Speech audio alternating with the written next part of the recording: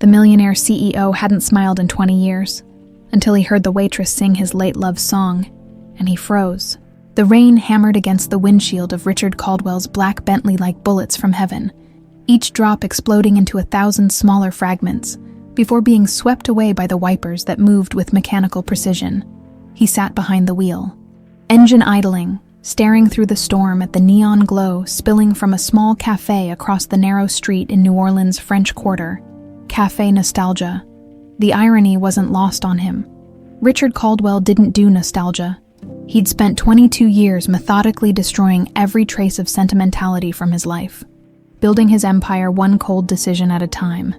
The Caldwell Hotels and Resorts empire sprawled across 43 states, each property a testament to his ability to turn pain into profit, loss into luxury. But tonight, the storm had other plans. His driver had called in sick, and Richard, stubborn as always, had insisted on driving himself to the board meeting downtown. Now, with water flooding the streets and visibility near zero, even his legendary determination couldn't push the Bentley through the deluge safely. He killed the engine and stepped out into the storm. The rain immediately soaked through his $1,200 suit, but he barely noticed. Physical discomfort had become background noise years ago, ever since the night Claire. Don't. The mental wall slammed down with practiced efficiency. Claire Whitmore belonged to the before times, when Richard Caldwell had been capable of smiling, of laughing, of believing the universe gave a damn about happiness. That man had died in the same fire that took her. The cafe door chimed as he pushed inside, and warmth enveloped him like an unwanted embrace. The place was exactly what its name suggested, a shrine to better times. Vintage photographs lined the brick walls. Jazz music drifted from hidden speakers, and the scent of coffee and cinnamon hung in the air like a promise of comfort he'd forgotten how to accept. Rough night out there, huh?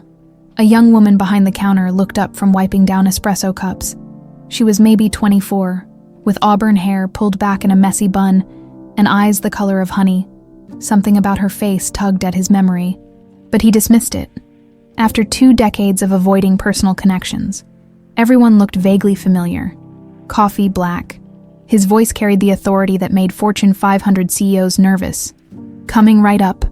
She moved with practiced efficiency, but he caught her stealing glances at his soaked suit. "You can grab any table. We've got live music starting in a few if you want to wait out the storm." Richard nodded curtly and claimed a corner table where shadows could hide his face.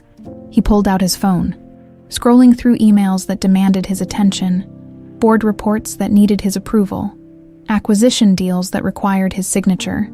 The familiar rhythm of business was soothing, a metronome that kept his mind focused on anything except, "Good evening, everyone." The voice from the small stage stopped his heart. Richard's head snapped up so fast he nearly knocked over his coffee.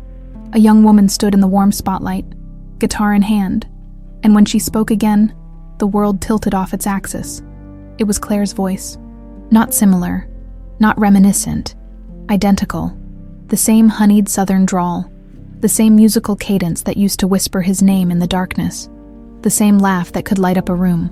For a moment, Richard couldn't breathe, couldn't think, couldn't do anything but stare at this impossible apparition. But it wasn't Claire. This woman was younger, maybe 24 or 25, with different features despite the haunting vocal similarity. Her hair was auburn, where Claire's had been golden. Her build more delicate, her style more bohemian. Yet when she began to sing, a slow, melancholy jazz standard about lost love and second chances, Richard felt 22 years of carefully constructed emotional walls crack like thin ice. In the quiet of the evening, when the world has gone to sleep, I still hear your whispered promises, the ones you couldn't keep. The lyrics hit him like physical blows. His hands, those steady hands that had signed billion-dollar deals without trembling, shook as he gripped his coffee cup. Around him, the cafe's other patrons swayed gently to the music, lost in their own romantic reveries. But Richard sat frozen, trapped between memory and reality. She finished the song to warm applause, and when she looked out at the audience, her gaze found his. For a heartbeat, their eyes met across the dimly lit cafe, and something passed between them. Recognition, curiosity, maybe just the acknowledgement of two souls adrift in the storm. Then she was moving on to the next song, and Richard was fumbling for his wallet, throwing money on the table without counting it. Desperate to escape before the walls he'd built came crashing down entirely. "Sir, your change," the young woman from behind the counter called out, but he was already at the door. The rain had gentled to a steady drizzle, and his Bentley started on the first try. As he pulled away from the curb, Richard caught a glimpse of the singer through the cafe window, still performing, still destroying his carefully maintained equilibrium with every note. 20 minutes later, he sat in his penthouse office high above the city, staring out at the lights of New Orleans sprawling below. His assistant had left neat piles of contracts on his desk. His schedule for tomorrow was packed with meetings that would generate millions, and his phone buzzed constantly with calls that demanded his immediate attention. But all he could hear was that voice, Claire's voice, coming from a stranger's throat, singing words that felt like messages from beyond the grave. Richard Caldwell, the man who had spent 2 decades proving that sentiment was weakness, that emotion was inefficiency, that love was just another word for vulnerability, sat in his empire of glass and steel and felt something he hadn't experienced in 22 years. He felt alive and terrified. By morning, he told himself, this would pass. By morning, he'd be back to his routine of board meetings and acquisition deals, back to the comfortable numbness that had served him so well. By morning, he'd have convinced himself that the storm had played tricks on his mind, that grief could make a man hear things that weren't really there. But even as he tried to rationalize the evening away, Richard knew with absolute certainty that he would return to Café Nostalgia tomorrow night. He had to, because impossible or not, coincidence or not, he'd found Claire's voice in a stranger's song, and after 22 years of silence, he wasn't ready to let it go again. Outside his window, New Orleans glittered in the post-storm clarity, beautiful and mysterious and full of secrets yet to be discovered. And somewhere in the French Quarter, a young woman was probably closing up a small cafe, unaware that she'd just cracked the foundation of an empire built on frozen grief. Richard loosened his tie and poured himself 3 fingers of bourbon, settling in for what he knew would be a sleepless night haunted by ghosts and possibilities. The game had changed. He just didn't know the rules yet. Richard spent the next day in a fog of distraction that his board of directors noticed but didn't dare question. During the quarterly review meeting, he approved a $30 million resort expansion without his usual meticulous scrutiny. When his CFO pointed out a discrepancy in the Miami property's numbers, Richard waved it off with an impatience that made the entire room shift uncomfortably. "Handle it," he said, cutting off the presentation mid-sentence. "Whatever it takes, by 5 o'clock. He'd dismissed his assistant early and stood alone in his office, staring at his reflection in the floor-to-ceiling windows. The man looking back at him was a stranger, still impeccably dressed, still radiating the controlled power that had built an empire. But something fundamental had shifted in his eyes. At 7:30, he walked into Café Nostalgia, wearing jeans, a simple button-down shirt, and a lie he'd spent the afternoon constructing. Back again. The young woman behind the counter smiled as he approached. Up close, he could see the exhaustion shadowing her eyes, the kind that came from working multiple jobs and worrying about things beyond your control. "Seemed like a nice place to ride out another storm," he said, gesturing toward the window where rain had begun to fall again. "I'm Michael, by the way, Michael Thompson." The false name felt strange on his tongue. Richard Caldwell had never needed to hide his identity. His reputation opened doors and ended arguments before they began. But tonight, he was just Michael, a nobody with a forgettable face and an invented backstory. "Emily Carter," she extended her hand, and when their fingers touched, Richard felt that same electric jolt from the night before. "You're the one who ran out during my set last night. Hope it wasn't something I sang." Heat crept up his neck. "Sorry about that. I had a phone call. Emergency at work." What kind of work? The question was casual, but Richard caught the wariness underneath.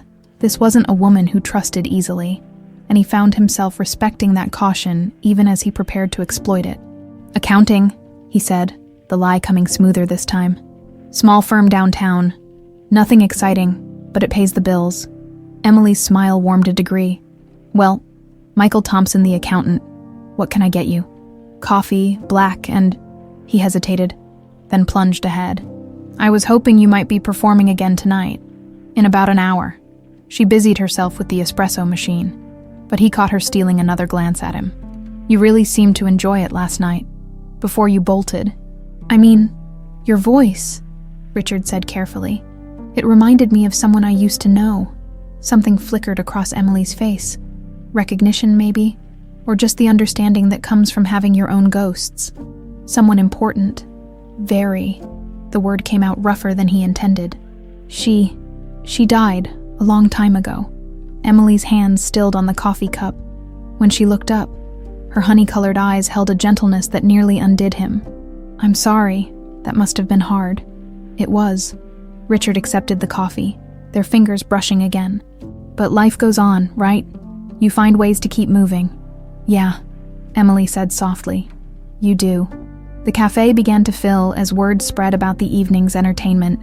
Richard claimed the same corner table and watched Emily work, noting the easy way she bantered with regulars, the genuine warmth in her interactions with older customers, the tired slump of her shoulders when she thought no one was looking. At 8:15, she took the stage again. Tonight's set was different, more upbeat, with a few covers of classic rock songs that showed off the range of that impossible voice.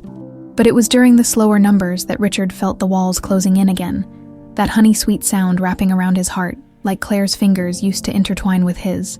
When Emily finished, she made her way through the crowd, accepting compliments and deflecting requests for encores with practiced grace. She was almost to his table when a man in an expensive suit intercepted her. "Miss Carter, isn't it?" The man's accent was pure Louisiana aristocracy.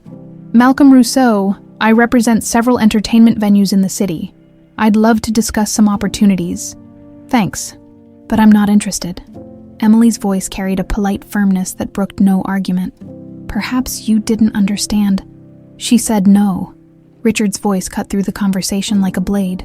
Both Emily and the man turned to stare at him, and for a moment, Richard saw himself through their eyes, a nobody accountant inserting himself into a conversation that was none of his business. But Rousseau backed down, muttering something about business cards and future considerations before disappearing into the crowd. "You didn't have to do that," Emily said, sliding into the chair across from Richard. "But thank you. Guys like that don't take no for an answer unless someone makes them." "Voice of experience," Richard nodded. "I used to work for a firm that dealt with aggressive clients. You learn to read the warning signs." Emily studied his face in the cafe's dim lighting. "You're not much like most accountants I've met. How many accountants do you know?" "Fair point," she laughed, and the sound was pure music. "So what brings you to New Orleans, Michael Thompson? Besides our charming weather patterns?" "Work transfer," Richard said, the lies coming easier now. "And I heard the music scene here was something special. Looks like I heard right." "You really think so?" "Because most nights I feel like I'm singing to tourists who are just killing time before hitting Bourbon Street." "Trust me," Richard said, meaning it completely. "What you do up there, it's extraordinary." Emily blushed, and Richard realized he'd spoken with too much intensity for a casual acquaintance. He backpedaled quickly. "I mean, you remind me of some of the great jazz singers, that emotional connection to the music. It's rare." "Thank you." Emily's voice was soft. That means a lot, actually. More than you know." They talked for another hour as the cafe emptied around them. Richard learned that Emily worked 3 jobs. Morning shift at a diner, afternoons at a vintage clothing store, evenings here at the cafe. She lived in a tiny apartment in Trem with her younger sister, who was sick, Emily said, the word heavy with worry. "Sophie's 16, and she's been fighting leukemia for 2 years. The treatments are expensive, and insurance only covers so much." Richard's coffee cup froze halfway to his lips. "Leukemia. You know about it." Richard's mind raced. "I had a sister, younger than me. She died from leukemia when I was in college." The lie tasted like ash, but Emily's face crumpled with sympathy. "Oh God, Michael, I'm so sorry. Here I am complaining about medical bills when you know what it's really like to lose someone to this disease." "It's not complaining," Richard said firmly. "Fighting for someone you love. That's the most important thing you can do. Don't ever apologize for that." Emily reached across the table and squeezed his hand. "Thank you. Sometimes I feel like I'm drowning, you know. Like no matter how hard I work, how many shifts I pick up, it's never enough." "What kind of treatment is she getting?" "Aggressive chemo right now. The doctors are hopeful, but Emily's voice trailed off. But there's an experimental treatment at Tulane. Clinical trial. It could make all the difference. But the cost's not covered by the trial. It's more money than I'll see in 5 years. Richard's heart clenched. Here was the opening he needed. A way to help without revealing himself. But he had to be careful. Have you looked into charity organizations? Sometimes there are foundations that help with medical expenses. I've applied everywhere. Most have waiting lists longer than Sophie has time for. Richard nodded thoughtfully. I might know someone. Another accountant whose firm handles some medical charities. Let me make a few calls. Emily's eyes widened. You'd do that for someone you just met? Sometimes, Richard said, thinking of Claire. Of all the things he'd failed to do 22 years ago, helping a stranger is the only way to make peace with the past. Richard didn't sleep for 3 days. He threw himself into research with the obsessive focus that had built his empire. But this time, the target wasn't a potential acquisition or market analysis. Every spare moment was spent learning about leukemia treatments, experimental trials, and the labyrinthine world of medical charity organizations. By Thursday morning, he'd identified 17 foundations that might help Emily, and had already made anonymous donations to 3 of them. Contributions large enough to fast-track any applications bearing Sophie Carter's name. The irony wasn't lost on him. Richard Caldwell, who'd spent decades avoiding personal connections, was now orchestrating an elaborate financial rescue for a girl he'd never met, all to help a woman whose voice reminded him of a ghost. Friday evening found him back at Café Nostalgia, wearing the same unremarkable clothes that helped him blend into Emily's world. She brightened when she saw him, and Richard felt that dangerous warmth spreading through his chest again. Michael, perfect timing. I was just about to go on break. Emily untied her apron and slipped out from behind the counter. Want to take a walk? I could use some fresh air. They strolled through the French Quarter, past wrought iron balconies dripping with Spanish moss, and tourists stumbling between jazz clubs. Emily seemed lighter tonight, some of the exhaustion lifted from her shoulders. You said you'd make some calls, she said after they'd walked in comfortable silence for several blocks. Any luck with those medical charities? Richard had rehearsed this moment. Actually, yes. My contact thinks there's a good chance the Morrison Foundation might be able to help. They specifically focus on pediatric cancer patients. You should apply as soon as possible. The Morrison Foundation. Emily stopped walking. I've never heard of them. They're new. Tech billionaire who lost his daughter to cancer started it last year. They don't advertise much. Too many applications would overwhelm their resources. But they move fast when they find the right cases. The lies came so easily now that Richard wondered if he was losing himself in this alternate identity. The Morrison Foundation was real enough. He'd created it 3 days ago, complete with a website, staff, and an endowment that would make Sophie's treatment look like pocket change. Michael, I don't know what to say. Emily's eyes shimmered with unshed tears. If this works, if they actually help us, don't get ahead of yourself, Richard cautioned, though he knew the Foundation's board. All 3 members, who happened to be his most trusted employees operating under false names, would approve Sophie's application within hours of receiving it. No, you don't understand. Emily grabbed his arm, her fingers warm through his shirt sleeve. Sophie's been getting worse. Her last blood work was, the doctors want to try a more aggressive chemo protocol, but her body's already so weak. This experimental treatment could be her only real shot. The pain in Emily's voice hit Richard like a physical blow. Without thinking, he pulled her into his arms, holding her as she finally let the tears fall. She felt small and fragile against his chest, nothing like Claire's statuesque elegance, but the way she fit against him was perfect in a way that terrified him. Hey, he murmured into her hair. It's going to be okay. Sophie's going to be okay. How can you be so sure? Because I have $40 billion, and I'll burn through every penny if that's what it takes. Because, Richard said instead, she's got you fighting for her. That's worth more than any treatment. They walked back to the cafe in silence, Emily's hand tucked into the crook of his arm. Richard tried to memorize the feeling, the weight of her trust, the warmth of her presence, the dangerous illusion that he could be someone worthy of her faith. Would you like to meet her? Emily asked as they reached the cafe's entrance. I'm taking her to her appointment at Tulane on Monday, if you're not busy. Richard's throat constricted. I'd like that. Monday afternoon found him in the waiting room of Tulane Medical Center's oncology wing, wearing a simple gray sweater and jeans that had cost more than most people's monthly rent, but looked convincingly middle class. Emily sat beside him, nervous energy radiating from her compact frame. She's going to love you, Emily said for the third time in 10 minutes. Sophie's always been a good judge of character. Richard hoped that wasn't true. When Sophie Carter emerged from the treatment room, Richard felt his world tilt on its axis for the second time in a week. She was tiny. Cancer and chemotherapy had stolen the robust health most 16-year-olds took for granted, but her smile could have powered the French Quarter. Auburn hair peeked out from beneath a colorful headscarf, and when she looked at Richard with curious, honey-colored eyes, he saw Emily's future written in delicate features that would bloom into striking beauty if given the chance. You must be Michael, Sophie said, extending a hand that felt like bird bones wrapped in silk. Em's told me all about you. Well, she's tried to be casual about it, but I know my sister. She doesn't bring guys around unless they're special. Sophie. Emily's cheeks flamed red. What? I'm just saying, the last boyfriend you introduced me to was Danny Broussard, and that was 2 years ago, and he was terrible. He wasn't that bad. He asked if leukemia was contagious. Richard found himself laughing. Actually laughing. For the first time in years. Well, I promise not to ask any stupid questions about your condition. I actually know a little about leukemia, my sister. He let the fabricated pain show in his voice. Sophie's expression grew serious. Emily told me. I'm sorry for your loss. Thank you. She would have liked you, I think. She had your sense of humor.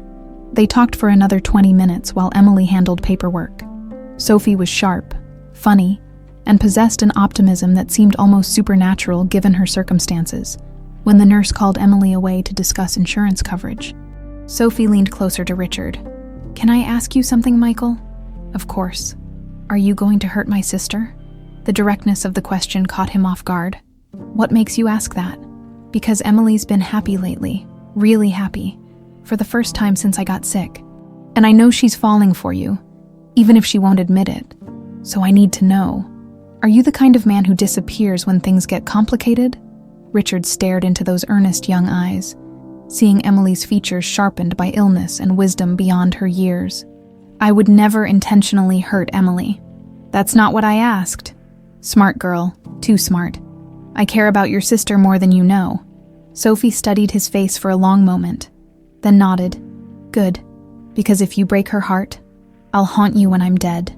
Sophie. What? It's a fair threat. Ghosts are very real in New Orleans. Despite himself, Richard smiled. You're not going to die. How can you be so sure? Because I won't let you. Because, Richard said, echoing his words to Emily, you've got her fighting for you. And Emily Carter doesn't lose. Later, as they walk through the hospital corridors toward the exit, Emily linking arms with both Richard and Sophie, Richard spotted something that made his blood freeze. Through the glass partition of the hospital's administrative office, he caught a glimpse of a stack of medical records. The name tab on the top file was clearly visible. Carter, Sophie. Dobb, 04-15-2008. Emergency contact. Carter, Emily, sister, birth mother, Whitmore. Claire Richard's steps faltered. Emily noticed immediately. Michael, you okay? You look like you've seen a ghost. Claire Whitmore. The name hammered through his skull like a death knell. Emily wasn't just a stranger with Claire's voice. She was Claire's daughter. The timeline fit perfectly. Claire would have been 17 when Emily was born, 24 when she died. The adoption Emily had mentioned, the lack of family records. Michael. Emily's voice seemed to come from very far away. Richard forced his legs to move, his lungs to draw breath, his face to maintain its carefully neutral expression. But inside, everything was screaming. 22 years ago, Claire had died in a fire trying to save something precious. He'd always assumed it was photographs, mementos, tokens of their love. But what if it had been something else? What if Claire had been trying to save evidence of the daughter she'd given up? The child she'd planned to reclaim once they were married? What if Richard had been falling in love with a ghost daughter? Just tired, he managed to say. Long week at work, but as they walked toward the parking garage, Sophie chattering about her favorite jazz musicians and Emily describing her hopes for the experimental treatment, Richard felt the carefully constructed walls of his new life beginning to crack. Everything he thought he knew about Claire, about Emily, about the twisted hand of fate that had brought them together, it was all a lie, and the most terrifying part was that even knowing the truth, he couldn't bring himself to walk away. Richard canceled every meeting for the rest of the week. His assistant, Margaret, tried to hide her shock when he instructed her to reschedule 3 board presentations and push back the Houston acquisition deal that had been months in the making. Richard Caldwell didn't cancel meetings. He attended board calls from hospital beds and closed deals from airplane bathrooms. But this wasn't about business anymore. This was about Claire. By Tuesday morning, he'd hired Thomas Brennan, the most expensive private investigator in Louisiana, a former FBI agent who specialized in cold cases and didn't ask questions as long as the checks cleared. Brennan sat across from Richard's desk now, a compact man with silver hair and the kind of quiet confidence that came from 3 decades of finding truth in a world built on lies. "What exactly are we looking for, Mr. Caldwell?" Richard slid a photograph across the mahogany desk, the only picture of Claire he'd kept, hidden in his office safe for 22 years. She smiled from the frame with devastating beauty, golden hair catching sunlight, green eyes bright with the kind of joy Richard had forgotten existed. Claire Whitmore. She died in a house fire in 1999. "I need to know everything about the 2 years before her death. Everything." Brennan studied the photograph with professional detachment. "May I ask why you're investigating a case that's over 2 decades old? Personal reasons? Those tend to be the most dangerous kind." Brennan pocketed the photo. "I'll need access to police reports, medical records, financial documents. Some of that information might be sealed. Money's no object, whatever it takes. And if I find something you don't want to know," Richard met his gaze steadily, "I pay you to find the truth, not to protect my feelings." Brennan nodded and left with a retainer that would have funded most investigations for a year. Richard sat alone in his office, staring out at the New Orleans skyline, trying to reconcile the woman he'd loved with the possibility that she'd hidden an entire pregnancy from him. "Why didn't you tell me, Claire?" That evening, he returned to Café Nostalgia wearing his Michael Thompson disguise like armor. Emily's face lit up when she saw him, and the guilt hit Richard like a physical blow. She trusted him. Worse, she was falling for him. Just like Sophie had said, and he was building their relationship on a foundation of lies that grew more elaborate by the day. "You look tired," Emily said, setting his usual coffee in front of him. "Everything okay? Just work stuff. You know how it is." "Actually, I don't. Accounting seems pretty straightforward to me. Numbers either add up or they don't." Richard caught himself before he could explain the complexities of corporate finance, hostile takeovers, and market manipulation. Michael Thompson wouldn't know about those things. "You'd be surprised how complicated numbers can get when lawyers get involved," he said, instead. Emily laughed. "Fair enough. Hey, I have good news. The Morrison Foundation called today. They want to meet with me and Sophie tomorrow to discuss Sophie's case." Richard's chest tightened. He'd orchestrated this meeting himself, carefully scripting every detail to ensure Sophie would get the help she needed without raising Emily's suspicions. But hearing the hope in Emily's voice made him feel like he was manipulating her emotions for his own twisted purposes. "That's wonderful," he managed. "How's Sophie taking the news?" "She's trying not to get too excited, but I can tell she's hopeful. For the first time in months, she's actually talking about things she wants to do when she gets better. College, maybe studying music like me." Emily's voice grew soft. "She's got a beautiful voice too, you know. Better than mine if she'd admit it. Runs in the family." Something flickered across Emily's face, a shadow of old pain. "I wouldn't know. Sophie and I are both adopted. Different families, different circumstances. We just found each other when we both aged out of the system." Richard's heart clenched. "That must have been hard, growing up without knowing your birth family." "Sometimes I wonder about them," Emily admitted. "Especially my birth mother. Sophie found some records about hers. Teenage pregnancy. Family couldn't handle the scandal. You know the story. But my adoption was sealed tighter than Fort Knox. All I know is my birth mother's first name was Claire." The coffee cup slipped from Richard's numb fingers. shattering against the floor in an explosion of ceramic and dark liquid. Other patrons turned to stare, but Richard barely noticed. The cafe spun around him like a carnival ride, Emily's voice echoing from what felt like miles away. "Oh God, Michael, are you okay?" Emily was already kneeling beside his chair, picking up ceramic shards with quick, careful movements. Her concern was genuine, immediate, and it made everything worse. "Sorry," Richard said, his voice sounding strange in his own ears. "Clumsy. Don't worry about it. Happens all the time." Emily signaled to another waitress to bring a mop. "You sure you're okay? You look like you've seen a ghost." "Because I have. Just tired," he repeated, the lie coming automatically now. "Like I said, long week." But as Emily cleaned up his mess and fetched him a fresh cup of coffee, Richard's mind was reeling. The coincidences were too many, too specific.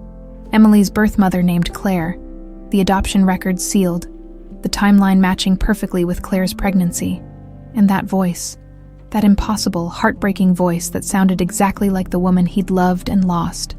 Richard excused himself early, claiming a headache, and drove through the New Orleans night like a man possessed. Back in his penthouse, he poured himself a drink with hands that still trembled and tried to make sense of the impossible. His phone rang at 11:47 p.m. Brennan's name appeared on the caller ID. "You work fast," Richard said without preamble. "When someone pays what you're paying, I work around the clock." Brennan's voice was grim. "Mr. Caldwell, we need to meet, tonight, if possible." "What did you find?" "Not over the phone." "Can you meet me at the Columns Hotel on St. Charles? There's a bar that stays open late." Richard was already reaching for his keys. "I'll be there in 20 minutes. The Columns Hotel bar was nearly empty at midnight, just a few die-hard drinkers nursing whiskey and regrets. Brennan sat in a corner booth, a manila folder thick with documents spread before him. His face was grave in the dim lighting. "You're not gonna like this," Brennan said, as Richard slid into the opposite seat. "Tell me anyway." Brennan opened the folder and pulled out a series of photographs and documents. Claire Whitmore gave birth to a daughter on March 15, 1999, at Charity Hospital here in New Orleans. The father's name on the birth certificate is listed as William Harrington. Richard's blood turned to ice. Harrington, as in Senator William Harrington. The same. He was 21 at the time, heir to one of Louisiana's oldest political families. Claire was 17. Brennan slid another document across the table. A copy of adoption papers dated 3 days after Emily's birth. The baby was placed with St. Mary's Children's Home through a private adoption agency that specialized in discreet arrangements, the kind wealthy families use when they need problems to disappear quietly. Jesus! Richard stared at the papers. Claire's signature barely legible at the bottom. She was just a kid herself. It gets worse. Brennan pulled out a series of medical records. According to these documents, which I acquired through channels I can't discuss, Claire tried to revoke the adoption in early 2001. She'd turned 19, was legally an adult, and wanted her daughter back. Richard's hands clenched into fists. 2 months before she died. Exactly. She'd hired a lawyer, filed the paperwork, and was preparing to challenge the adoption. The child, Emily, was in foster care by then. St. Mary's had lost its license due to a corruption scandal, and Emily was bouncing between homes. And then Claire died in a fire that was ruled accidental. Richard's voice was deadly quiet. Brennan met his eyes across the table. That's where things get interesting. I pulled the fire investigation reports. The official cause was listed as electrical malfunction, but there were some irregularities the investigators noted but didn't pursue. What kind of irregularities? Accelerant patterns that didn't match the supposed electrical source. Timing that coincided with Claire being alone in the house. And this. Brennan produced a final photograph, this one showing the charred remains of Claire's bedroom.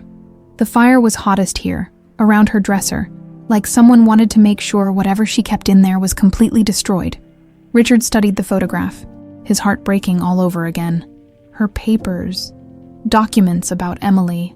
That would be my guess. Someone wanted to make sure Claire couldn't reclaim her daughter, and they were willing to commit murder to stop her. The two men sat in silence for several minutes, the weight of 22-year-old secrets settling between them like fog. Finally, Richard spoke. What happened to Emily after Claire died? Stayed in the foster system until she aged out at 18. No family came forward. No one adopted her. She was just another lost kid in an overwhelmed system. Brennan closed the folder. Mr. Caldwell, I have to ask, how do you know about Emily Carter? Richard finished his drink in one burning swallow. Because I think I'm falling in love with her, and I think someone murdered the woman I loved 22 years ago to keep her from claiming the daughter I never knew existed. 3 days later, Brennan called with the kind of news that changed everything. I found him, the investigator said without preamble. The arsonist. Richard was in his office, pretending to review quarterly reports while his mind churned through the implications of everything he'd learned. Emily was Claire's daughter. Someone had murdered Claire to prevent her from reclaiming Emily, and that someone was likely Senator William Harrington, now one of the most powerful politicians in Louisiana. Who? Richard's voice came out as a whisper. Marcus Thibodeau, small-time criminal with a history of arson for hire. He's been in and out of Angola State Penitentiary for the past 2 decades, but he got out last month, lung cancer. They released him on compassionate grounds, and he's willing to talk. Dying men have a way of wanting to clean their conscience, especially when someone offers to pay for their remaining medical bills and set up a trust fund for their grandchildren. Richard closed his eyes. How much? $2 million should do it. He's got maybe 6 months left, and he wants to make sure his family's taken care of after he's gone. Done. Set up the meeting. Mr. Caldwell, you need to understand what you're getting into here. If Thibodeau confirms what we suspect about Harrington, you're talking about bringing down a United States senator, a man with connections that reach into every corner of Louisiana politics. This isn't just about justice for your girlfriend anymore. This is about declaring war on one of the most powerful families in the state. Richard thought about Emily's laugh, about Sophie's brave smile, about Claire's voice singing through her daughter 22 years after her death. Set up the meeting, he repeated. That evening, Richard sat in Café Nostalgia, watching Emily move between tables with her usual grace, and felt like he was living in 2 different worlds. In one world, he was Michael Thompson, a simple accountant falling for a beautiful singer. In the other, he was Richard Caldwell, a billionaire planning to destroy a U.S. senator for a murder committed over 2 decades ago. The disconnect was becoming harder to maintain. You're distracted tonight, Emily said, sliding into the chair across from him during her break. Everything okay? Just thinking about work. Another lie. They came so easily now that Richard wondered if he'd ever be able to tell Emily the truth about anything. Must be some complicated accounting. Emily studied his face with those perceptive honey-colored eyes. You know, you can talk to me, right? I mean, I know we haven't known each other very long, but sometimes talking to someone outside the situation helps. If only you knew. Thanks, Richard said. I appreciate that. How did the meeting with the Morrison Foundation go? Emily's entire demeanor brightened. Oh my God, Michael. It was incredible. They're going to cover everything. The experimental treatment, the hospital stays, even transportation costs. Sophie starts the new protocol next week. That's wonderful. Richard felt a complex mixture of relief and guilt. Saving Sophie's life through his manufactured charity was the right thing to do, but it was also another lie in the web he was weaving around Emily's heart. She's so excited. For the first time since her diagnosis, she's actually making plans for the future. Talking about college, maybe studying music therapy so she can help other kids going through what she's been through. Sounds like she's got a good head on her shoulders. She does. Sophie's always been the strong one, even when we were kids in the system. She was the one who convinced me to keep singing, who pushed me to get up on stage even when I was terrified. Emily's voice grew soft with memory. I don't know what I would have done without her. She's lucky to have you too. I hope so. Sometimes I feel like I'm failing her. You know? Like I should be doing more, working harder, finding better opportunities. Emily shook her head. Sorry, I don't mean to dump all this on you. Don't apologize. Family's the most important thing. Richard reached across the table and took her hand, marveling at how small and warm it felt in his. For what it's worth, I think you're doing an incredible job. Sophie loves you, and that's what matters. Emily's eyes shimmered with unshed tears. Thank you, that means more than you know. They sat in comfortable silence for several minutes, hands intertwined across the small table. Richard tried to memorize the moment, the warmth of Emily's touch, the soft jazz playing in the background, the illusion that he could be worthy of her trust, because deep down, he knew it couldn't last. "Emily," he said carefully, "can I ask you something personal?" "Of course. You mentioned that your adoption records were sealed. Have you ever tried to find out more about your birth family?" Something flickered across Emily's face. Old pain, carefully buried. "A few times when I was younger, but the records are locked tight. All I know is what I told you. My birth mother's name was Claire, and she was young when she had me, probably a teenager. Do you ever wonder what happened to her? Why she gave you up?" Emily was quiet for a long moment, staring down at their joined hands. "Every day," she finally admitted, "especially since Sophie got sick. I keep thinking about how she would have handled this, whether she would have been proud of the choices I've made." She looked up, meeting Richard's eyes. "It's silly. I know. She could be anyone. Someone who doesn't care. Someone who's forgotten I ever existed. I don't think that's true." Richard's voice was rough with emotion. "I think any mother would be proud to see what you've become. The way you take care of Sophie. The way you light up a room when you sing. The kindness you show to strangers. Those aren't accidents. They come from somewhere deep inside you. Michael," Emily's voice was barely a whisper, "and I think," Richard continued, knowing he was crossing a line but unable to stop himself, "that wherever she is, whatever happened to her, she loved you more than you can imagine." A single tear rolled down Emily's cheek. "How can you be so sure?" "Because I loved her too. Because Claire died trying to get you back. Because she kept your picture hidden in her dresser and planned to make you part of our family. Because," Richard said instead, "love like that doesn't just disappear. It finds a way to continue, even when the person is gone." Emily squeezed his hand tighter. "Thank you. I needed to hear that." Richard's phone buzzed with a text message. "Brennan, meeting set for tomorrow night. Warehouse District. Come alone." "I should probably get going," Richard said, reluctantly releasing Emily's hand. "Early morning tomorrow." "Of course." Emily stood as he did, then rose on her tiptoes to kiss his cheek. The gesture was innocent, friendly, but Richard felt it like a lightning strike. "Thank you for listening, and for being you. If only you knew who I really am." Richard walked out into the New Orleans night, his mind already shifting from Michael Thompson's gentle world to Richard Caldwell's harder reality. Tomorrow, he would meet with the man who had murdered Claire, and everything would change. But first, he had one more stop to make. 20 minutes later, Richard stood in the cemetery where Claire was buried, her headstone stark white in the moonlight. He hadn't visited since the funeral 22 years ago. The pain had been too raw, the guilt too overwhelming. But tonight, with the truth finally within reach, he needed to be here. "I found her, Claire," he whispered to the night air. "I found Emily.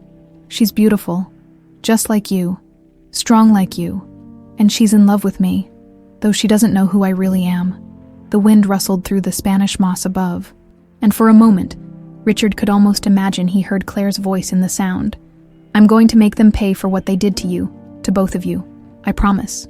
He placed a single white rose on the grave and walked away, leaving the past behind, but carrying its weight into an uncertain future.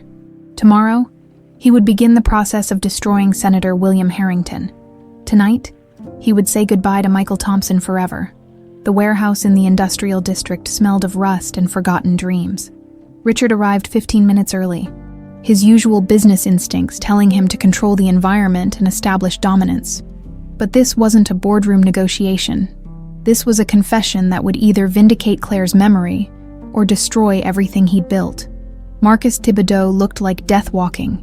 The man who emerged from the shadows was skeletal thin, his skin the color of old parchment, oxygen tank trailing behind him on a wheeled cart. But his eyes were sharp, alert, and filled with the kind of resignation that comes when you know your time is running out. "Mr. Caldwell." Thibodeau's voice was a rasp, barely audible above the sound of his labored breathing. "Brennan says you want to know about the Whitmore fire. I want to know everything." Thibodeau settled onto a crate, with the careful movements of someone whose body was failing them. "Harrington came to me in March of 2001. Young hotshot lawyer then, working for his daddy's firm. Had political ambitions, you know the type. What did he want? Said he had a problem. Some girl from his past was trying to cause trouble for his family. Wanted it to look like an accident. Electrical fire? Nothing suspicious? Thibodeau coughed, a wet sound that spoke of damaged lungs. Paid me $50,000 cash. More money than I'd ever seen at one time. Richard's hands clenched into fists. Did he tell you why? Didn't need to. Rich boys like Harrington. They got secrets, usually involve some poor girl they knocked up and abandoned. Thibodeau's eyes found Richard's in the dim light. Course, I didn't know the girl was going to be home when I lit the place up. You murdered her. I burned down an empty house. Harrington swore she was out of town, said she'd gone to visit family in Mississippi when I saw the news the next day. Thibodeau closed his eyes. That's been eating at me for 22 years. Richard fought the urge to put his hands around the dying man's throat. Do you have any proof? Anything that connects Harrington to the fire? Thibodeau reached into his jacket and pulled out a small digital recorder. Brennan told me you'd want evidence. I called Harrington yesterday. Told him I was dying and needed some extra money for my family. He panicked. Started talking about the old days, how we needed to keep our mouths shut. He pressed play. Harrington's voice filled the warehouse. Older now, but still recognizably arrogant. Marcus, we had an agreement. That situation from 2001 stays buried. The girl is dead. The records were destroyed in the fire, and that's the end of it. If you start talking now, you'll destroy both of us. What records? Thibodeau's recorded voice asked. The adoption papers, the paternity test, all of it. Claire Whitmore was going to ruin my career before it started. She was demanding custody of the kid, threatening to go public with everything. I had no choice. The recording continued for several more minutes. Harrington inadvertently confessing to conspiracy, murder, and obstruction of justice while trying to buy Thibodeau's continued silence. That enough for you? Thibodeau asked, pocketing the device. Richard nodded, not trusting his voice. After 22 years, he finally had proof that Claire had been murdered, but the victory felt hollow, tainted by the knowledge that justice had taken too long. Why now? Richard asked. Why come forward after all these years? Thibodeau's laugh turned into another coughing fit. Because I'm dying, and because Brennan told me about the girl, Emily. She's got a right to know what happened to her mother. And you think confessing will ease your conscience. Nothing's gonna ease my conscience. But maybe it'll help that girl find some peace. And maybe it'll stop Harrington from hurting anyone else. Richard left the warehouse with the recording, and a promise that Thibodeau would testify if needed. But as he drove back toward the French Quarter, his phone rang with news that shattered his careful plans. Mr. Caldwell. Emily's voice was tight with panic. I'm sorry to call so late, but I found something, and I don't know what to do. Richard's blood turned to ice. Emily, what's wrong? Where are you? I'm at your apartment. I mean Michael's apartment? The address you gave me when you filled out the emergency contact form at the hospital? Shit. Richard had given the address of a modest apartment he'd purchased and staged as Michael Thompson's home. But Emily wasn't supposed to be there. What are you doing there? Sophie collapsed during her treatment today. She's okay now, but the doctors want to keep her overnight for observation. And I was scared, and I needed to see you. But when I got here, your landlord said no one named Michael Thompson lived here. And then I found this. Richard's heart stopped. Found what? A photograph. It was in your jacket pocket. The one you left at the cafe last week. It's Michael. There's a woman in this picture who looks exactly like me. Exactly. Like we could be sisters or mother and daughter. The photo of Claire. Richard had been carrying it without realizing it. A piece of his past bleeding into his carefully constructed present. Emily, I can explain. Who are you? Her voice broke on the question. Because you're not Michael Thompson. Are you? This woman in the picture? She's my birth mother, isn't she? That's why you've been helping us. Why you showed up right when we needed someone. You knew her. Richard closed his eyes, feeling his web of lies finally collapsing around him. Emily, please, let me come to you. Let me explain everything. I trusted you. Emily's voice was barely a whisper now. I let myself fall for you, and you've been lying to me about everything. Even your name. The line went dead. Richard drove through the New Orleans streets like a man possessed. But when he reached Michael Thompson's apartment, Emily was gone. He called her phone repeatedly, but it went straight to voicemail. He drove to Café Nostalgia, but it was closed. The hospital said she'd left after checking on Sophie. It was 3 a.m. when his phone rang again. This time, the caller ID showed a number he didn't recognize. Mr. Caldwell. The voice was smooth, cultured, with the kind of authority that came from generations of power and privilege. "My name is William Harrington. I believe we need to talk." "Senator." Richard's voice was deadly calm. "Oh, you know who I am, good. That saves time. I understand you've been asking questions about events that happened a very long time ago. Events that would be better left buried, like murdering innocent women." Harrington's laugh was cold. Claire Whitmore was hardly innocent. She was a blackmailing little whore who tried to destroy my family's reputation. But that's ancient history now. What matters is the present. Get to the point. I know about your relationship with Emily Carter, sweet girl, though she seems to have trust issues now. And I know about little Sophie's medical situation. Experimental treatments are so fragile. So many things could go wrong. Richard's grip on the phone tightened. "If you touch either of them..." "I don't have to touch them, Mr. Caldwell. Emily Carter has no legal status in this country. Her adoption was irregular. Her birth certificate a fabrication. One call from me to Immigration and Customs Enforcement, and she disappears into the system. As for Sophie..." Harrington's pause was deliberate, calculated. Medical trials can be terminated for any number of reasons.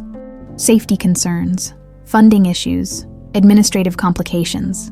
"You bastard." "I'm a pragmatist. Claire learned that lesson too late.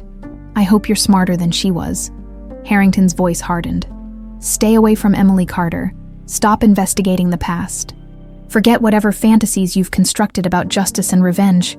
Do that, and the girls live their lives in peace. Cross me again, and I'll destroy them both." The line went dead, leaving Richard alone with his rage and the terrible knowledge that he'd put Emily and Sophie in mortal danger by seeking the truth. For 22 years, he'd lived with the guilt of failing to protect Claire. Now he faced the possibility of failing to protect her daughter too. Richard didn't sleep for 72 hours. He spent the time in his penthouse office, surrounded by laptops displaying everything he could find about Senator William Harrington: financial records, voting history, campaign contributions, real estate holdings, family connections. If Harrington wanted to play hardball, Richard would show him what real power looked like. But first, he had to make sure Emily and Sophie were safe, through discreet channels. Richard arranged for a private security firm to monitor both women around the clock. Former Secret Service agents who could blend into crowds and disappear into shadows, with instructions to report any unusual activity or suspicious individuals. He also had his lawyers create ironclad documentation, establishing Emily's citizenship and Sophie's medical rights, papers that not even a U.S. senator could challenge. Meanwhile, Brennan worked around the clock to enhance Thibodeau's recording and gather additional evidence. They had the confession, but Harrington was right about one thing. He was politically untouchable through normal channels. Taking down a senator required more than evidence. It required strategy. Richard was reviewing financial documents when his secure phone rang. The caller ID showed Emily's number. "Emily." His voice was rough with exhaustion and relief. "Don't." Her voice was cold, controlled. "Don't say my name like that. Not anymore. Where are you? Are you safe?" "I'm with Sophie at the hospital. Her treatment isn't going well. The doctors say her body is rejecting the new protocol." Emily's composure cracked slightly. "She's asking for you, for Michael. She doesn't understand why you haven't come to see her." Richard closed his eyes, feeling the weight of every lie he'd told settling on his chest like stones. "Emily, I can explain everything. Can you explain why there's no record of a Michael Thompson at the accounting firm you claim to work for? Can you explain why the Morrison Foundation was incorporated the same week we met? Can you explain why you've been lying to me about everything since the moment we spoke?" Each question hit like a physical blow. Emily had been investigating him, and she was smart enough to see through his carefully constructed facade. "My name is Richard Caldwell," he said quietly. "I own Caldwell Hotels and Resorts, and I loved your mother more than life itself." Silence stretched between them, broken only by the sound of Emily's ragged breathing. "You knew her," Emily finally whispered. "You knew Claire. We were engaged. We were going to be married in June of 2001, but she died in March. She died because she was trying to get you back, because someone murdered her to stop her from reclaiming you." Richard's voice grew hard. "Senator William Harrington ordered your mother's death, Emily. He's the man who got her pregnant and forced the adoption. He's the man who killed her when she threatened to expose him. You're lying. I have proof, recordings, documents, testimony from the man who set the fire. Harrington confessed to everything, and now he's threatening you and Sophie to keep me quiet." Another long silence, when Emily spoke again. Her voice was barely audible.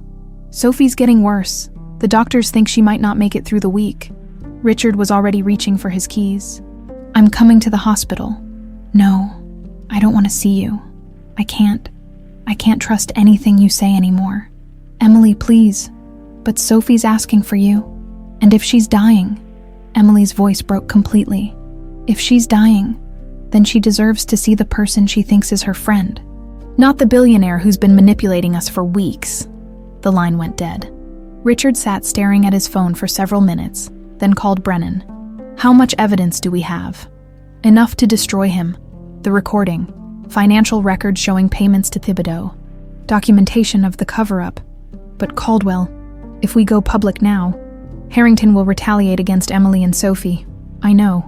Richard stood and walked to his window, looking out at the city where Claire had died, and her daughter now lived in pain.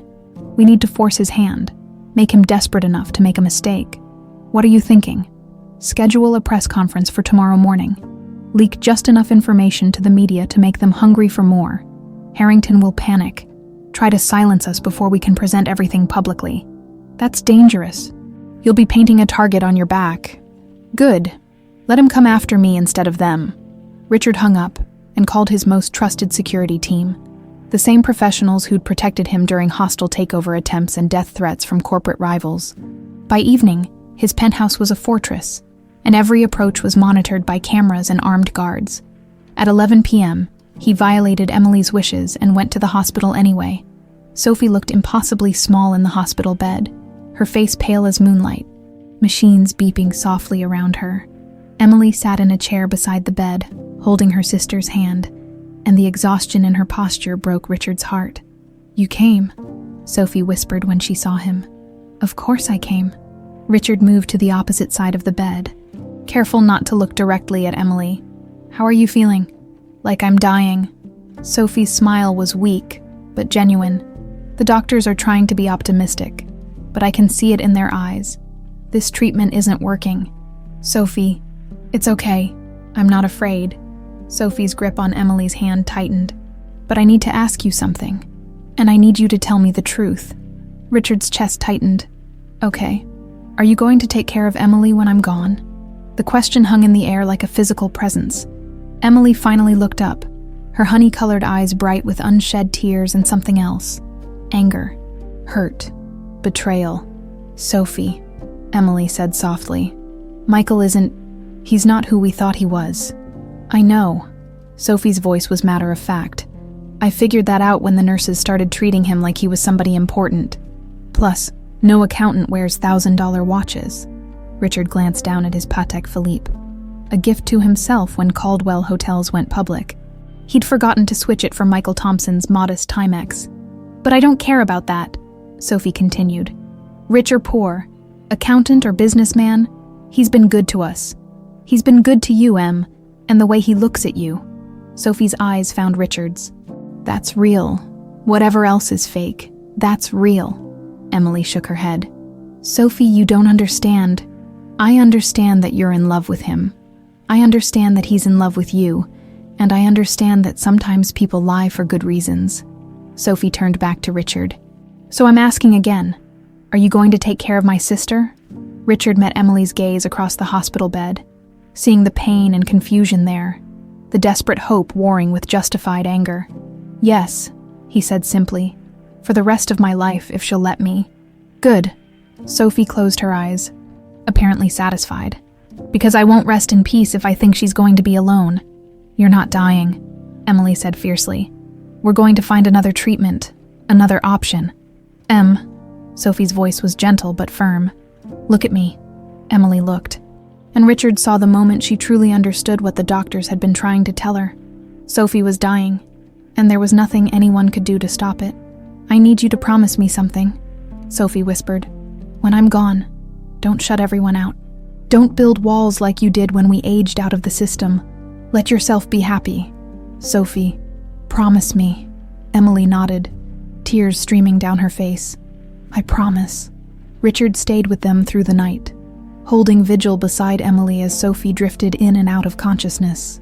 They didn't speak about the lies or the revelations or the impossible situation Harrington had created.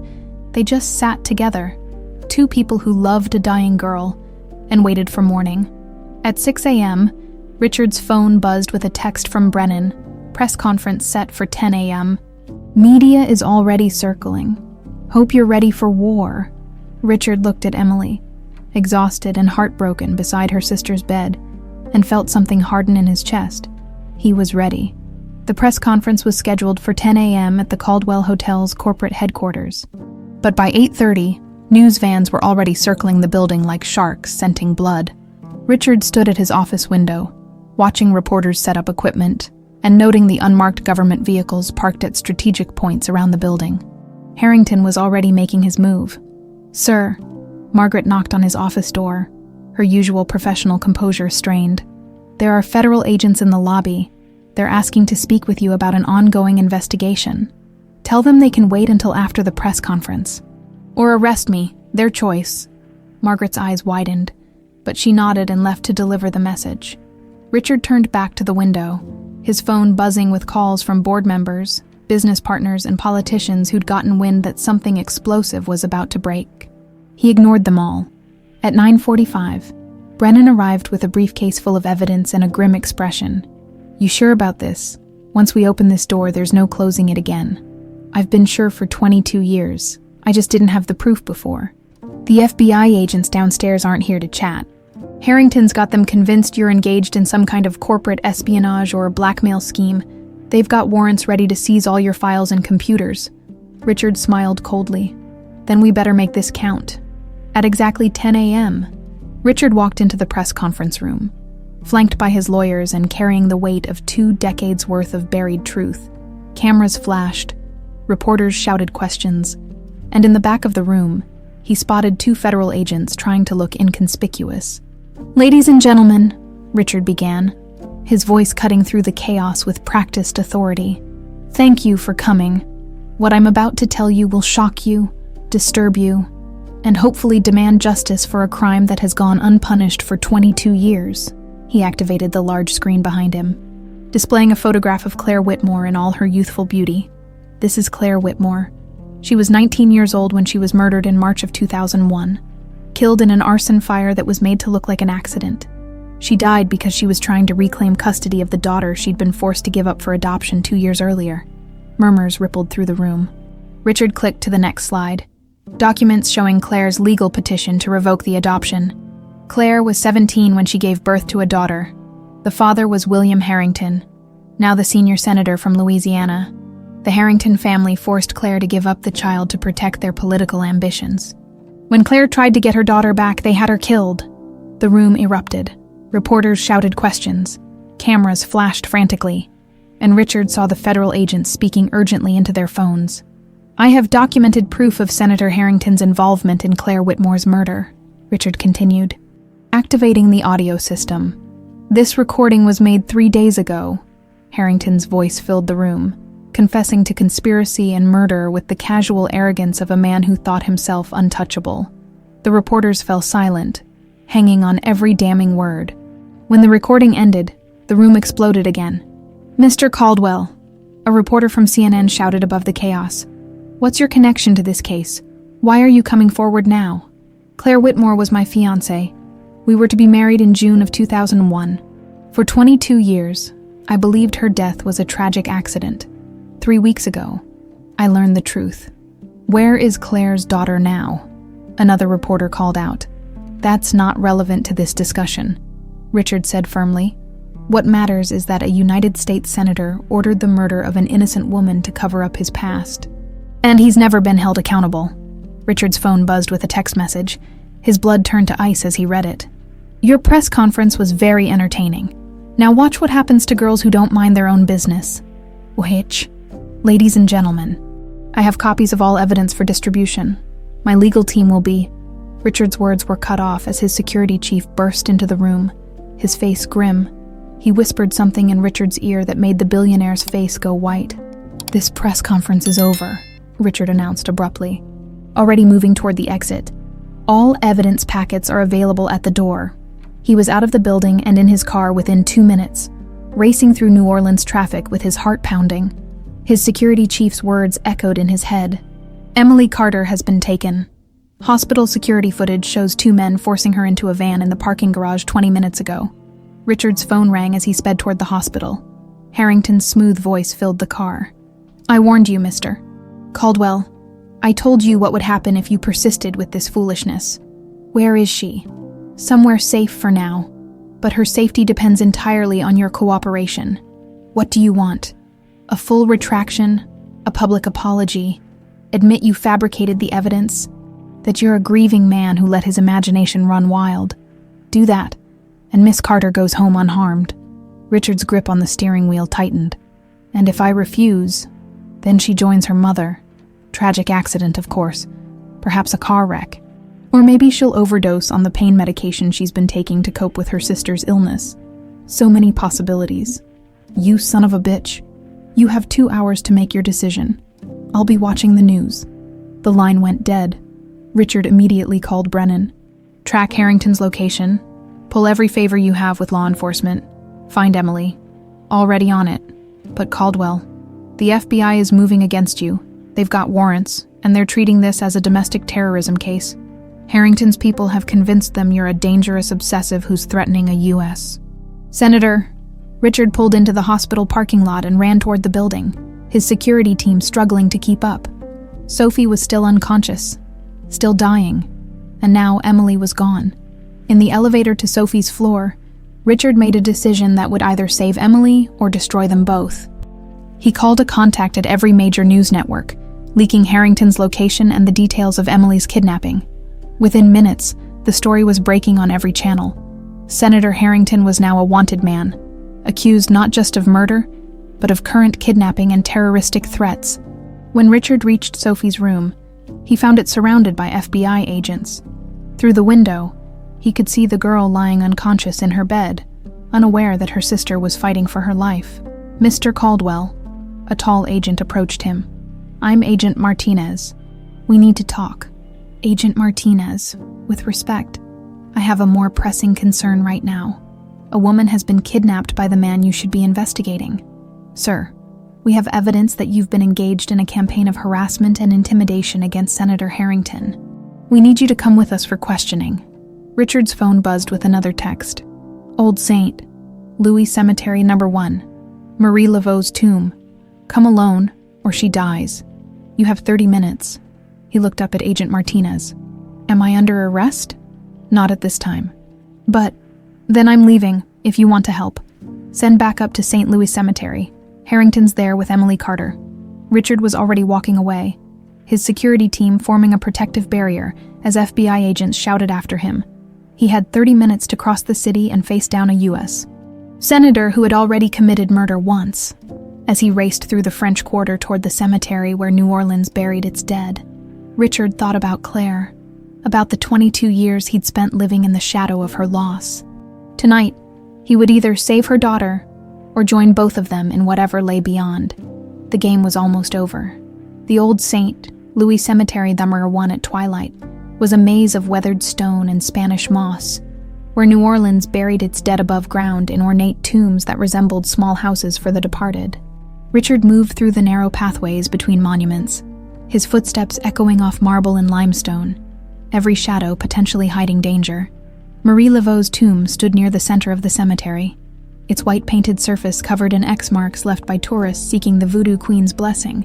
But tonight, the only blessing Richard sought was Emily's safe return. He found them at the base of a crumbling mausoleum 50 yards from Laveau's resting place. Emily sat on the ground, her hands zip-tied behind her back, a strip of duct tape across her mouth. Her honey-colored eyes were wide with fear, but blazing with defiance. Senator William Harrington stood behind her, one hand resting on her shoulder with deceptive casualness, the other holding a service revolver pointed at the back of her head.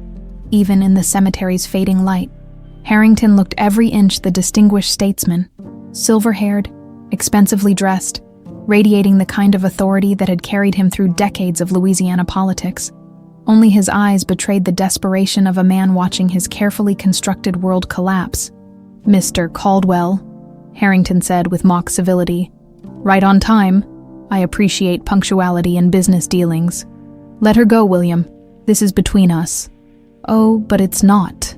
Harrington's grip on Emily's shoulder tightened, and she winced. "Miss Carter here is very much the heart of our problem. You see, I made one mistake 22 years ago. I let sentiment cloud my judgment with her mother. I won't make that error again."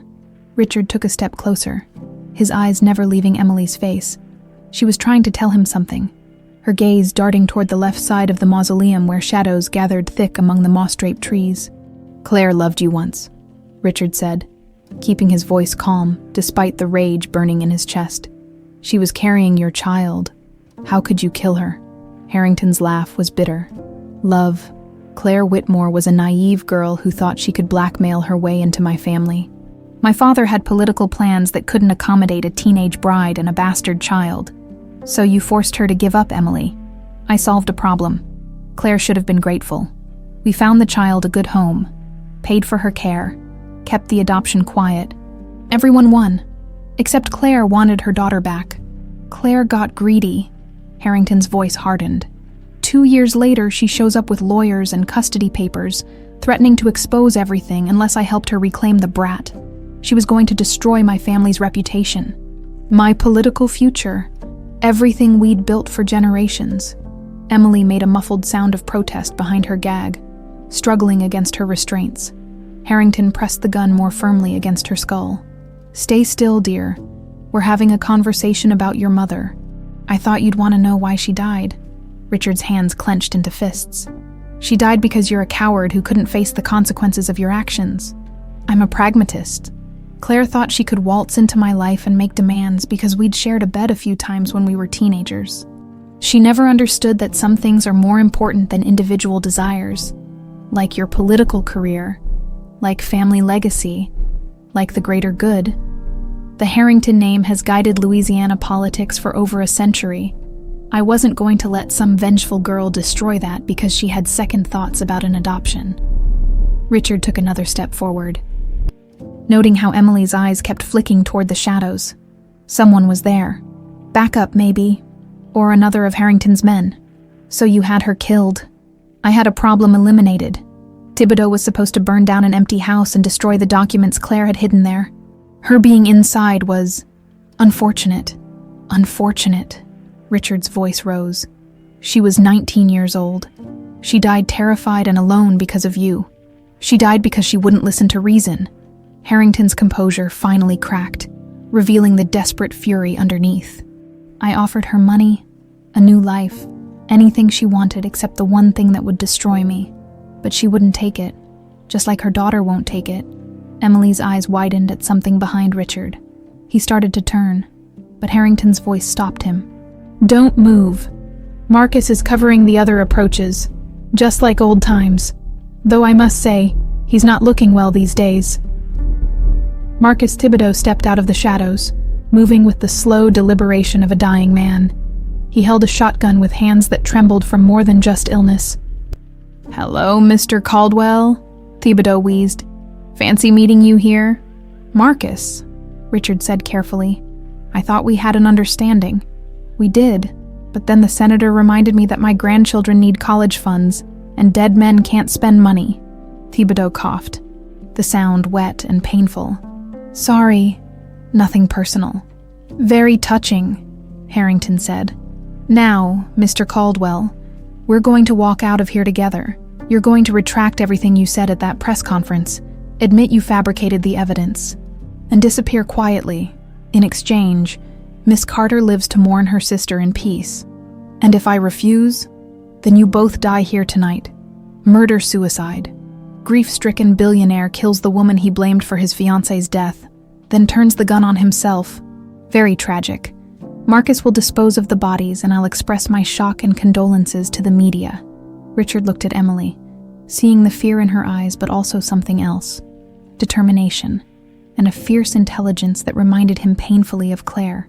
She was planning something. "You know," Richard said conversationally, "there's one thing I never understood about the fire." "What's that?" "Why burn the house down at all, if you just wanted to destroy documents? There were simpler ways." Harrington's smile was cold. "Because I wanted to send a message. Claire wasn't the only one who knew about our relationship. There were friends, family members, people who might ask uncomfortable questions if she simply disappeared. But a tragic accident, that's just bad luck. Like Emily's accident will be. Exactly. Though I'm thinking car crash this time. Drunk driving, perhaps. Grief over her sister's death drove her to make poor choices." Emily suddenly threw herself sideways, rolling away from Harrington just as Richard lunged forward. The senator's shot went wide, chipping stone from a nearby tomb. Thibodeau swung his shotgun toward Richard, but the movement triggered a coughing fit that doubled him over. Richard tackled Harrington around the waist, driving him backward into the mausoleum wall. The gun went flying. Clattering across the stone pathway, they grappled against the marble, Harrington surprising Richard with his wiry strength. "Should have taken the deal," Harrington gasped, driving an elbow toward Richard's ribs. "Should have left her alone," Richard replied, landing a punch that sent the senator staggering. Behind them, Emily had managed to work one hand free of her restraints and was reaching for Harrington's fallen weapon. Thibodeau saw her moving and raised his shotgun again, but another coughing spell racked his frame. Harrington lunged for a knife he'd pulled from his jacket, slashing wildly at Richard's face. The blade caught him across the cheek, opening a line of fire that ran from his jaw to his ear. Richard grabbed Harrington's wrist, slamming it against the tomb wall until the knife fell. "It's over, William," Richard said, blood streaming down his face. "The evidence is public. The FBI knows where you are." "Nothing's over until she's dead," Harrington snarled, breaking free and diving for his gun. Emily reached it first. The shot echoed through the cemetery like thunder, sending birds exploding from the moss-draped trees. Harrington staggered backward, looking down at the spreading red stain on his white shirt with something like surprise. "You?"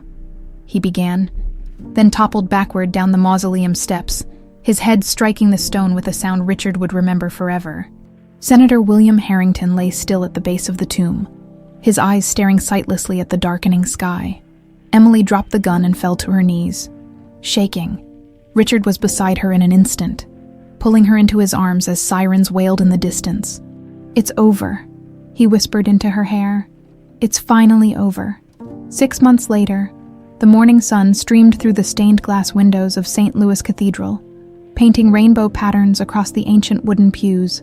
Richard stood at the altar in a simple black tuxedo, his hands steady for the first time in months, watching the back doors of the church where his future was about to appear. Sophie sat in the front pew, radiant in a pale yellow dress that complemented her newly grown hair, auburn curls that caught the light like spun copper. The experimental treatment had worked better than anyone dared hope, and the 16-year-old who had once prepared for death now talked excitedly about starting college in the fall, about studying music therapy, about all the lives she planned to touch with the gift of her survival. "You ready for this?" Brennan asked from his place as Richard's best man. The grizzled investigator had cleaned up nicely for the occasion, though he still looked more comfortable with surveillance equipment than formal wear. "I've been ready for 22 years, Richard replied, his voice steady.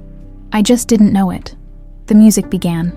Not the traditional wedding march, but a jazz arrangement of Luna de Miel, played by a small ensemble from the French Quarter. The melody that had once haunted Richard's dreams now promised hope, redemption, and the possibility of happiness he'd thought was lost forever. Then Emily appeared in the doorway, and Richard forgot how to breathe. She wore a simple ivory dress that flowed like water around her graceful form, her auburn hair crowned with a circlet of white roses, but it was her smile that stopped his heart, radiant, joyful, and completely free of the shadows that had darkened her eyes for so long. As she walked down the aisle, Richard saw glimpses of Claire in her daughter's movements, in the tilt of her head, in the way she carried herself with quiet dignity. But where Claire had been golden sunlight, Emily was warm honey, softer, deeper, with a strength born from surviving loss and choosing love anyway. When she reached the altar, Emily took Richard's outstretched hands, and he felt the last of his walls crumble away. "Dearly beloved," the priest began, but Richard was lost in Emily's honey-colored eyes, in the miracle of her presence, in the impossible gift of second chances. The ceremony passed in a blur of vows and promises, of tears and laughter from the small gathering of friends and family. Margaret dabbed at her eyes with a handkerchief. Sophie beamed with the satisfaction of a matchmaker whose plan had come to fruition. Even the federal agents who had once considered Richard a terrorist smiled as they watched him pledge his life to the woman who had saved his soul. "You may kiss the bride," the priest announced, and Richard cupped Emily's face in his hands, seeing Claire's features but kissing Emily's lips, loving the daughter for herself and not the ghost of her mother. When they broke apart, Richard realized he was smiling. Really, truly smiling. For the first time in over 2 decades, the reception was held at Café Nostalgia, transformed for the evening with white roses and twinkling lights. The same stage where Richard had first heard Emily sing now hosted a jazz trio playing soft melodies as their guests enjoyed wine and celebration. "Speech, speech," Sophie called out, tapping her champagne flute with a spoon. The small crowd took up the chant until Richard stood, pulling Emily up beside him. "6 months ago," Richard began, his voice carrying easily across the intimate space, "I was a man who had forgotten how to smile, how to hope, how to believe that love could survive the worst that life throws at us." He looked down at Emily, his wife, and felt wonder wash over him again. "Emily didn't just give me back my smile. She gave me back my life. She taught me that love doesn't end with death. It transforms. It finds new ways to grow, new hearts to heal, new families to create." Emily squeezed his hand, tears shimmering in her eyes. "Claire," Richard continued, speaking to the woman whose photograph sat on a small memorial table beside the stage, "I promise you that Emily will be loved, protected, and cherished for every day I have left on this earth. And Sophie," he turned to the girl who had become like a daughter to him, "you'll always have a home, a family, and someone fighting in your corner. To new beginnings," Emily said, raising her glass. "To new beginnings," the crowd echoed later, as the evening wound down and their guests began to drift away. Richard found himself alone with Emily on the cafe's small balcony, the French Quarter spreading out below them in all its mysterious beauty. "Any regrets?" Emily asked, settling into his arms as they swayed to the music drifting up from the street below. "Only one," Richard said, and Emily tensed slightly. "I regret that it took me so long to find you." Emily relaxed against him. "Maybe we both needed to go through everything we did to be ready for this. For each other. Maybe, though I could have done without the kidnapping and the cemetery shootout. The cemetery part was actually kind of romantic, in a twisted way. You riding to my rescue like some kind of billionaire knight in shining armor." Richard laughed. "Next time I'll bring flowers instead of federal agents. Next time, let's just have a quiet evening at home with Sophie and whatever strays she decides to adopt from the animal shelter." "About that," Richard said carefully, "Sophie mentioned wanting to get a dog, and maybe a cat, and possibly some kind of bird. She's making up for lost time. For a while there, she didn't think she'd have a future to plan for." Richard held Emily closer, thinking about how close they'd all come to losing everything. The doctors are certain she's in remission. Complete remission. The new treatment protocol worked better than anyone expected. She'll need regular checkups, but her prognosis is excellent. Emily tilted her head back to look at him. "You saved her life, you know. The Morrison Foundation, the experimental treatment. None of that would have happened without you. I had selfish motives. I was falling in love with her sister." "Were you, even then?" Richard considered the question seriously. "I thought I was just chasing Claire's ghost. But looking back, I think I fell for you that first night in the cafe. The voice drew me in, but it was your heart that made me stay." Emily rose on her tiptoes to kiss him, soft and sweet under the New Orleans stars. "I love you, Richard Caldwell. All of you. The billionaire and the fake accountant. The man who conquered an empire and the man who learned to smile again. I love you too, Emily Caldwell." The name felt perfect on his lips. "Mrs. Caldwell. That's going to take some getting used to. We've got time, all the time in the world." From inside the cafe came the sound of Sophie's laughter as she regaled the remaining guests with stories about her recovery, about her plans for college, about the music therapy program she wanted to develop for pediatric cancer patients. Her voice was strong, healthy, full of the future she'd almost lost. "She's going to change the world," Emily said, following Richard's gaze. "She already has. She changed mine." Richard pulled his wife closer, breathing in the scent of her hair, the warmth of her presence, the miracle of their shared tomorrow. "Both of you did." In his jacket pocket, Richard carried a small framed photograph, the last picture of Claire, the one that had started his investigation and led him to Emily. But tonight, he wasn't looking backward to what he'd lost. He was looking forward to what he'd found. Love didn't end with death, Emily had taught him. It evolved, transformed, found new ways to flourish. Claire's love had led him to her daughter, and her daughter's love had led him back to life. As they danced on the balcony above the French Quarter, Richard Caldwell smiled at his wife, and finally, completely, let go of the past. The future was just beginning.